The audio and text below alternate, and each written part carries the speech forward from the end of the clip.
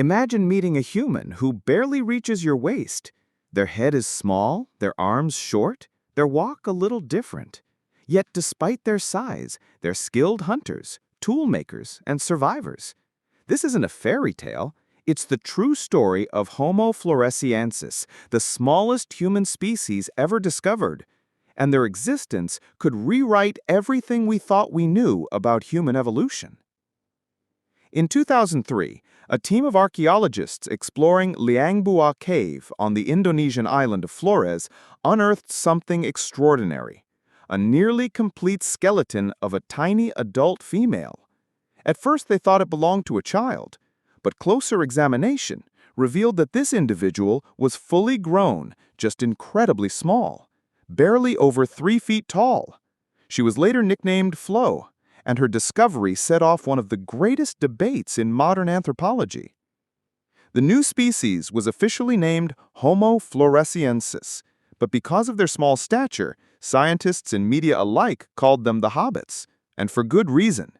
Imagine adult humans as small as preschoolers, surviving in caves, yet showing signs of intelligence far beyond what their size suggested.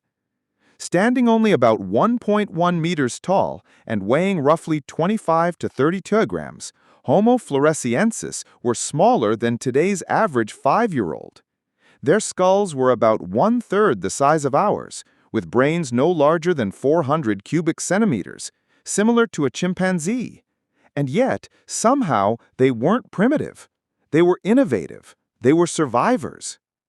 What shocked researchers was that alongside these tiny skeletons, they found advanced stone tools, finely crafted blades, spear points, and cutting instruments. These tools weren't crude. They showed planning, skill, and purpose. It meant the hobbits were capable of abstract thought, problem-solving, and cooperation. They also controlled fire, a skill that transformed how they cooked food, stayed warm, and protected themselves from predators. For such a small-brained creature, this level of sophistication didn't make sense. It challenged the very assumption that bigger brains always meant greater intelligence. Flores Island was no easy home. These hobbits lived alongside massive Komodo dragons, giant storks, and even dwarf elephants called stegodon. Evidence suggests Homo floresiensis hunted these elephants, using teamwork and tools to bring down animals several times their size.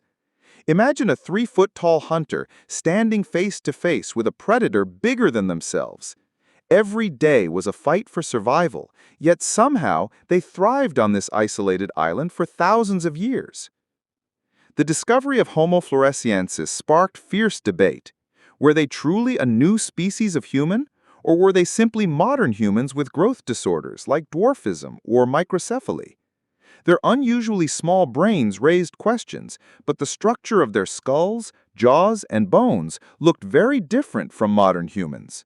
Some researchers believe they descended from Homo erectus, who somehow shrank in size after being isolated on the island, a phenomenon known as island-dwarfism. Others argue they might represent a much more ancient line of humans that survived far longer than expected. The truth is, the debate is still ongoing. One of the most fascinating discoveries was the age of the fossils. Carbon dating revealed that Homo floresiensis lived as recently as 50,000 years ago. That's shockingly recent. By that time, Homo sapiens, our own species, was already spreading across the globe. That means it's entirely possible that our ancestors and the hobbits once met. Did they exchange knowledge? Did they fear each other? Or did modern humans contribute to their disappearance? These questions remain unanswered. What makes the mystery even deeper are the local legends from Flores Island. Islanders tell stories of the Ebu Gogo, small, hairy cave dwellers who could mimic human speech, steal food, and sometimes even abduct children. Could these stories be cultural memories of real encounters with Homo floresiensis? Did the hobbits survive long enough to leave an imprint on the oral traditions of the people who later settled the island? The discovery of Homo floresiensis reminds us that human history is not a straight line. We like to think we're the only humans who ever mattered, But in truth, the past was filled with cousins, rivals, and mysterious branches of the family tree. The hobbits prove that intelligence and adaptability aren't about size, but about creativity and survival.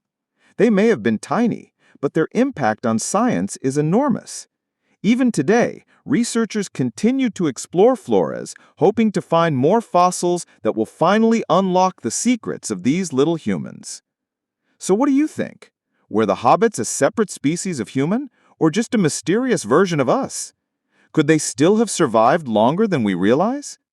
Share your thoughts in the comments below, and don't forget to like, subscribe, and hit the bell for more prehistoric and hominid stories.